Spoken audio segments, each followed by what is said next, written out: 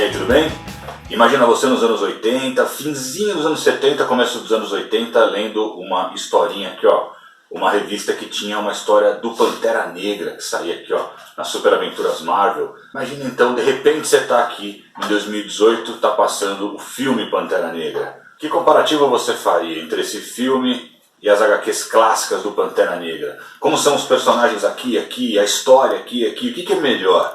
O filme novo do Pantera Negra ou as HQs clássicas do personagem? Bem-vindo à HQ que eu lia e o filme que eu vi. Antes da gente começar, dá um clique aí para curtir o vídeo, esteja você ou no Facebook ou no YouTube, mas se você estiver no Facebook, vai lá para o YouTube conhecer a gente. Todos os vídeos estão organizados lá, tudo que a gente já fez, da HQ que eu li e o filme que eu vi. O Pantera Negra não foi um personagem muito publicado no Brasil nos anos 80 e 90. Saíram essas edições que eu falei com ele em Super Aventuras Marvel, mas eu era muito novo, eu dependia do meu pai para comprar. Sabe como que é quando você é criança? Seu pai que acaba escolhendo as revistas. Meu pai acabava escolhendo muitas vezes coisas do Fantasma, que era o herói da infância dele, mas não era, eu queria os heróis Marvel.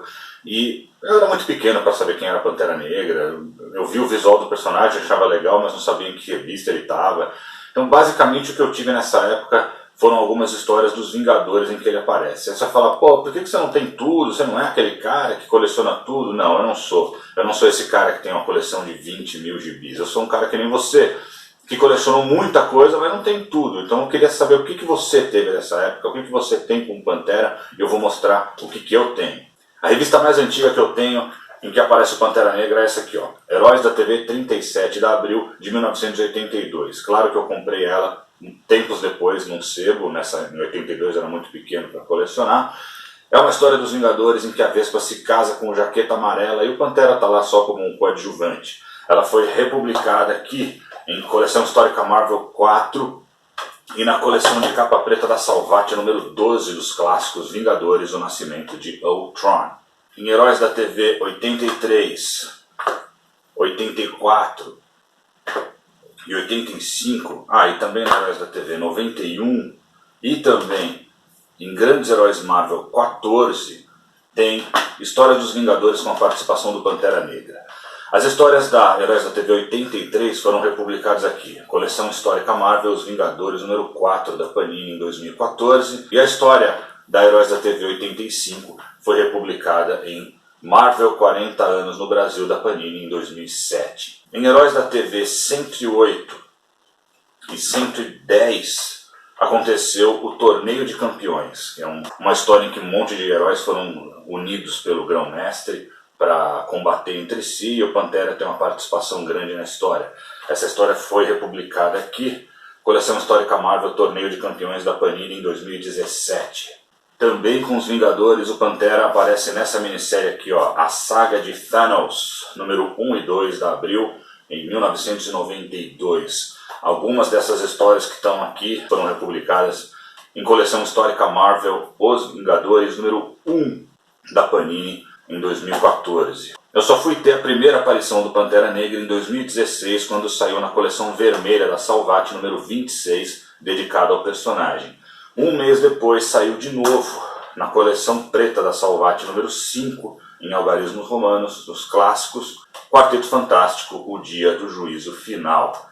E por fim, saiu uma sequência de HQs clássicas do Pantera contra o Eric Killmonger, que é o vilão do filme, primeira aparição do Killmonger, também na coleção preta da Salvat, número 28 dos clássicos Pantera Negra, A Fúria do Pantera.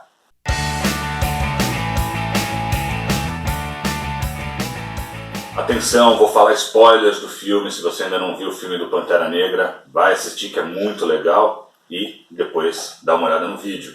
E eu só vou falar de personagens que foram criados antes do ano 2000, porque a ideia aqui é brincar que eu estou vindo lá das edições clássicas, e eu só vou falar de personagens que existem nas histórias em quadrinhos. Eu já falei tudo sobre quem criou o Pantera Negra, o Everett Ross, o Chaka, a Ayo e o Soldado Invernal, em que revistas eles apareceram pela primeira vez, qual a melhor edição brasileira com essas histórias e como eles são retratados no cinema, no vídeo, a HQ que eu lia e o filme que eu vi, Capitão América Guerra Civil.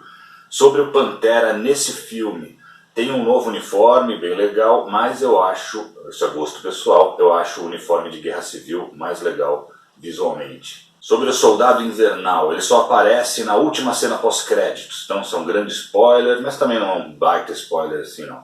O ponto positivo, não foi uma piadinha essa última cena pós-créditos, então eu não passei raiva esperando até o final só para ver uma piadinha, mas o ponto negativo dessa cena pós-créditos é o filme do Pantera Negra é o filme que antecede Guerra Infinita, que é o filme mais ambicioso do gênero super-herói já feito.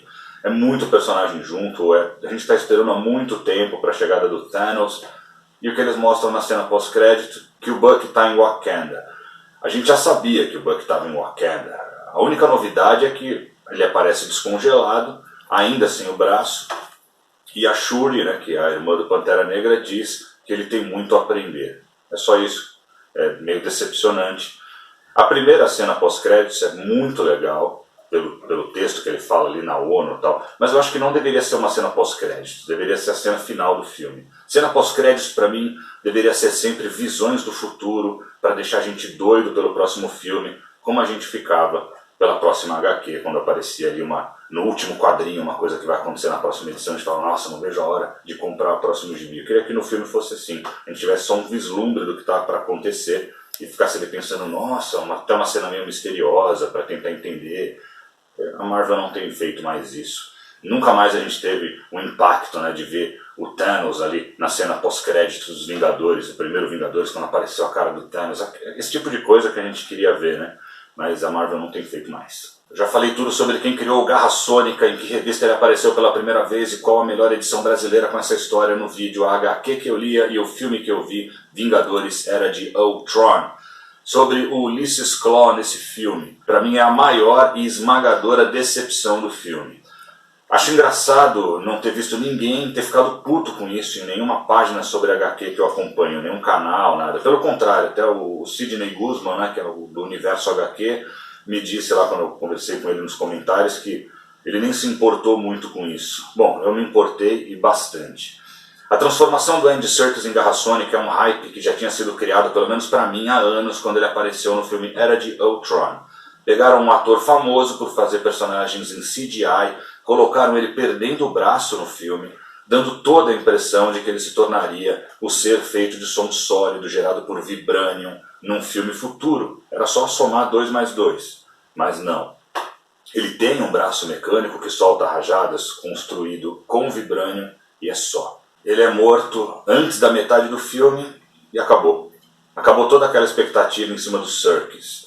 Eu acho que tinham sim a ideia de fazer um vilão em CGI com ele, mas não tinha lugar para isso na história que o diretor Ryan Coogler queria contar.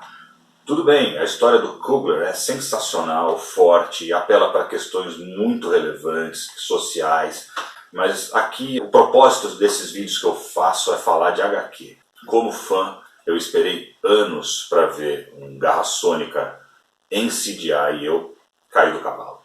A Shuri, a irmã do Pantera, é uma personagem de 2005 e eu, sendo um fã lá das antigas, não reconheceria vindo para o futuro e assistindo o filme. O personagem N'Jobu, que é o irmão do T'Chaka, não existe com esse nome nas histórias em quadrinhos. O Eric Killmonger é interpretado por Michael B. Jordan. A primeira aparição do Eric foi em Jungle Action número 6 de 1973. Ele foi criado por Don McGregor e Rick Buckler. Melhor edição nacional com essa história é a coleção Preta da Salvat número 28 dos clássicos Pantera Negra, A Fúria do Pantera. Nas histórias em quadrinhos, o Killmonger é um nativo de Wakanda, filho de um homem que traiu o país se aliando a Klaue e por isso foi exilado. Ele cresce jurando vingança a T'Challa e tenta tomar o trono de Wakanda.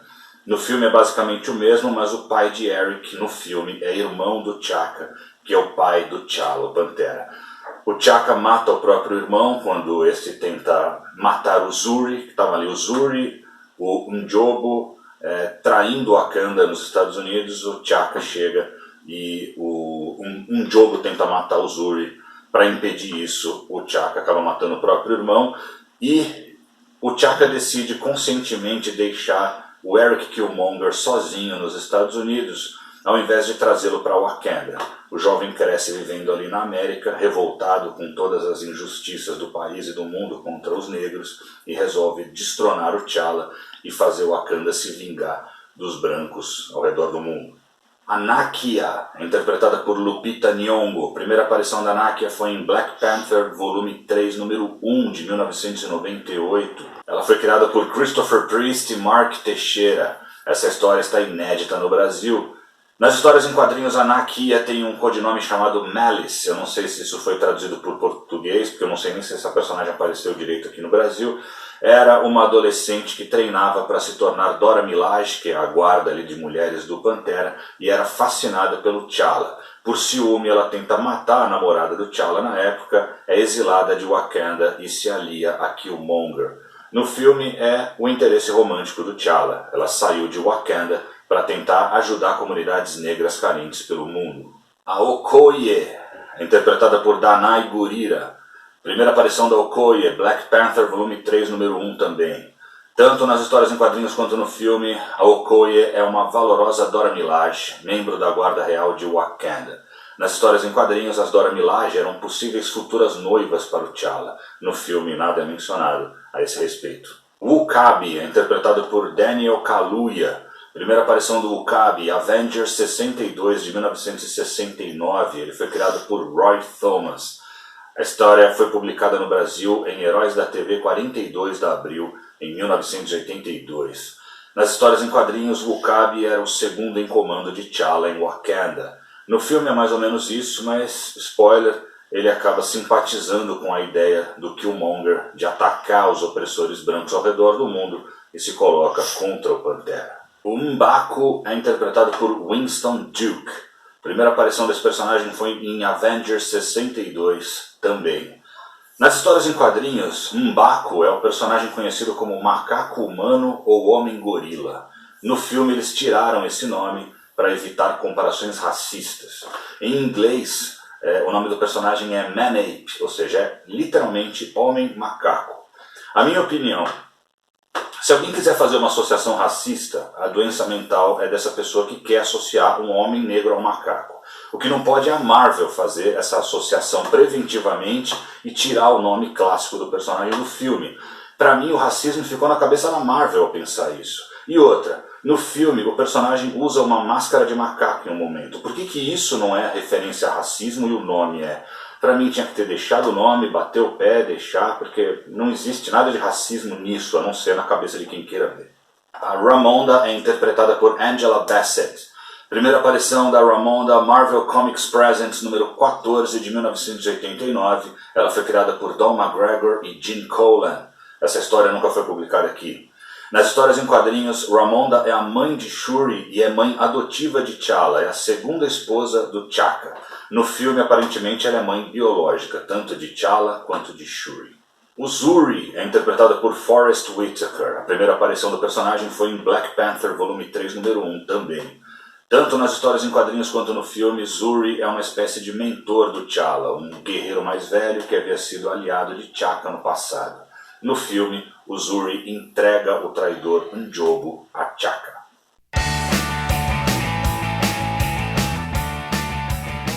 Após a morte de seu pai, T'Challa é coroado rei de Wakanda, mas Eric Killmonger, aliado a Ulysses Klaue, planeja se vingar de Wakanda, que culpa por seu passado sofrido.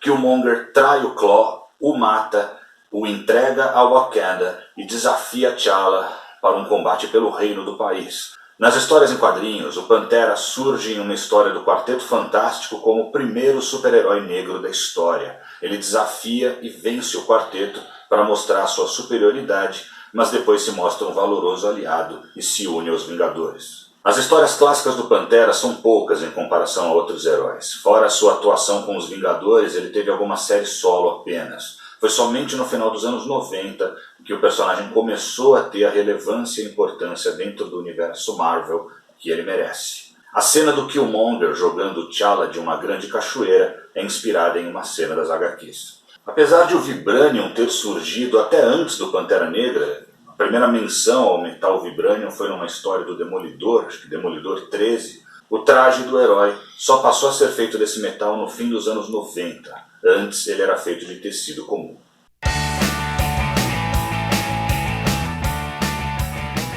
O que é melhor? As HQs clássicas do Pantera Negra ou o filme que acabou de sair, Pantera Negra? Apesar de haver algumas histórias clássicas muito boas, já vou falar de antemão que eu vou ficar com o filme. Já se falou muito sobre a importância do filme, né? Elenco predominantemente negro, abordagem de questões políticas sociais, tapa na cara do Trump no fim do filme. Tudo isso é sensacional, mas lógico que ficaria empalidecido se o filme fosse ruim. Mas não é, o filme é ótimo. É o melhor da Marvel? Não, na minha opinião não. É um dos melhores, mas não é o melhor da Marvel. E por que não é o melhor da Marvel? Na minha opinião, por causa da questão do Garra Sônica. Acho que foi isso que estragou bastante o filme pra mim. Pra mim foi parecido com o que fizeram com o Mandarim no Homem de Ferro 3, sabe? Quando puxa o tapete de uma forma ruim, assim. A morte do Klaus serve a essa história que o Coogler quis contar. Mas ela serve aos fãs? Pra mim, como fã, não. Porque o Garra Sônica é o arqui-inimigo do Pantera Negra. Eu vi gente dizendo, mas eu não queria um vilão branco lutando contra ele. Por que não? Não vejo nenhuma questão social, racista que envolva isso. Ele é o arqui-inimigo do Pantera Negra. Eu estava esperando ver esse vilão plenamente, sabe? Ele estava para se transformar em alguma coisa e ficou só na vontade. E ficou meio na cara que a Marvel tinha um plano para esse filme e o Coogler veio com outra ideia. O personagem do Martin Freeman, por exemplo, não tem quase função no filme. Quando colocaram ele lá atrás em Guerra Civil, talvez a ideia fosse outra. Ele teria uma participação mais importante em Pantera Negra e o plano mudou no meio do caminho. Talvez, é o que ficou meio que parecendo para mim. Só para completar, uma coisa que eu vi muito, que quase todo filme que sai eu vejo isso. Os sites especializados em HQ, eles falam a mesma coisa. Eles reclamam do CGI. O CGI é ruim, o CGI é datado. Eu acho engraçado, porque esse pessoal que fala isso, que deve ser especialista em CGI, se tem alguém que pode gastar com CGI, é a Disney, a Marvel. Aí o cara fala, não, mas eu percebo que isso foi feito por computador. Eu também percebo, todo mundo percebe. Mas a tecnologia que tem hoje é assim, tudo bem, tem CGIs melhores que outros, mas eu não acho que isso compromete o filme. Obrigado aí.